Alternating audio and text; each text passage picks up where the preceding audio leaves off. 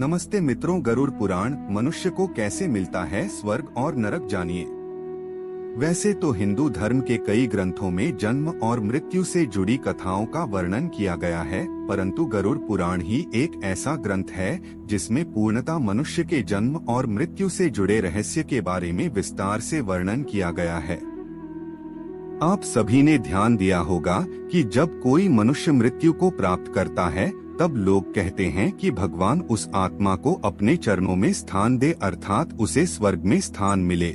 लेकिन यह बात भी सच है कि किसी के कहने या प्रार्थना करने मात्र से किसी मृत आत्मा को स्वर्ग में जगह नहीं मिलती, बल्कि उसके द्वारा किए गए कर्मों के अनुसार उन्हें स्वर्ग या नरक में भेजा जाता है, जिसका वर्णन 18 पुराणों में से एक गरुड़ पुराण में किया गया है।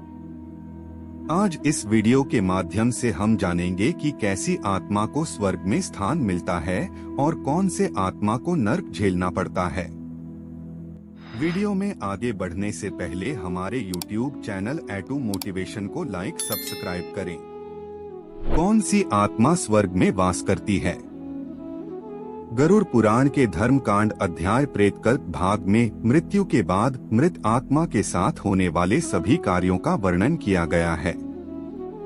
इसी भाग में पक्षीराज गरुड़ के पूछने पर भगवान श्री हरि मृत्यु के पश्चात कैसी आत्मा को कहाँ जगह मिलती है, इसके बारे में भी बताया है।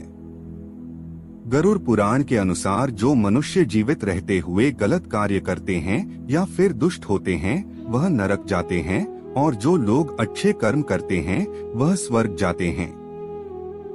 स्वर्ग जिसे देवताओं का स्थान माना जाता है, जो बुरे कर्म करते हैं उसे नरक में ले जाकर बुरी तरीके से दंडित किया जाता है, जबकि अच्छे कर्म करने वाले मनुष्य को स्वर्ग में सभी तरह के सुख सुविधाएं उपलब्ध कराई जाती है।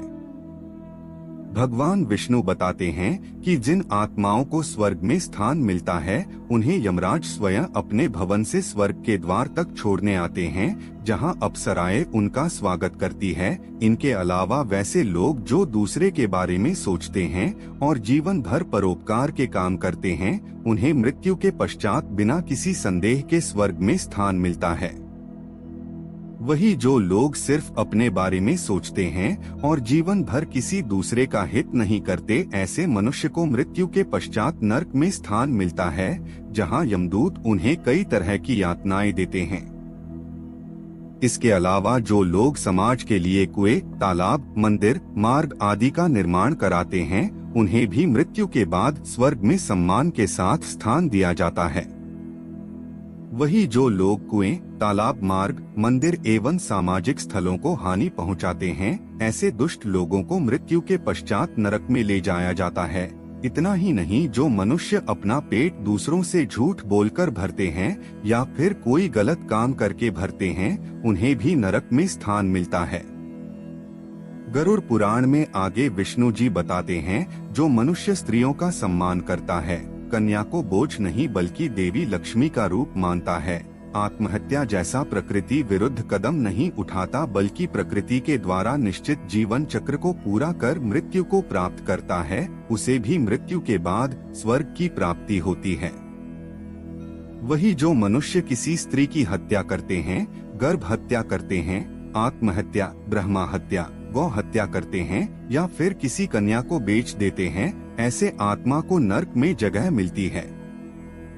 इन सब के अलावा गरुड़ पुराण में बताया गया है कि जो लोग धर्म के अनुसार आचरण करते हैं, ऋषि मुनियों एवं गुरुजनों का आदर और वेद पुराण का अध्ययन करते हैं, उन्हें भी मृत्यु के बाद स्वर्ग में स्थान मिलता है।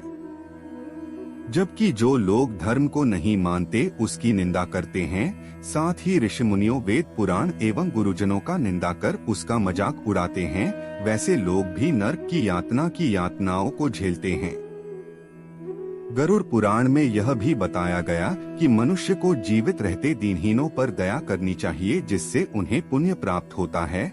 लेकिन कई ऐसे व्यक्ति भी होते हैं जो अनाथ, बच्चे, बूढ़े आदि पर दया नहीं दिखाते हैं, ऐसे लोग नरक में जाते हैं। इसके अलावा गरुड़ पुराण में यह भी बताया गया है कि मनुष्य जब भोजन करें तब उससे पहले किसी न किसी को अवश्य भोजन कराना चाहिए, या जब भी कोई उसके दरवाजे पर दीनहीन भोजन या पानी मांगने आए तो उसे अवश्य भोजन कराना चाहिए। इससे मनुष्य को अक्षय पुण्य की प्राप्ति होती है।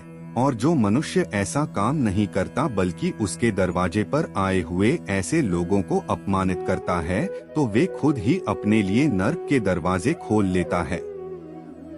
इसके अलावा गरुड़ पुराण में भगवान विष्णु ने यह भी बताया है कि जो मनुष्य जीवित रहते हुए अपनी आय का निश्चित हिस्सा दूसरों पर खर्च करके मदद करता है, या जो ब्राह्मण साधु संतों को दान करता है, वह मृत्यु के पश्चात बिना किसी रुकावट के स्वर्ग पहुंचता है। और जो जीवन भर गीता का पाठ करवाता है या करता है, या फिर धर्म कर्म पूजा पाठ भगवान के भजन में संलग्न रहता है, उसे स्वर्ग में स्थान मिलता है। इसके अलावा जो मनुष्य अपने गुरुजनों एवं अपने माता पिता को मन लगाकर सेवा करता है, उसे भी मृत्यु के पश्चात स्वर्ग में स्थान मिलता है। इसीलिए तो कहा गया है कि माता पिता एवं गुरुजनों के चरणों में ही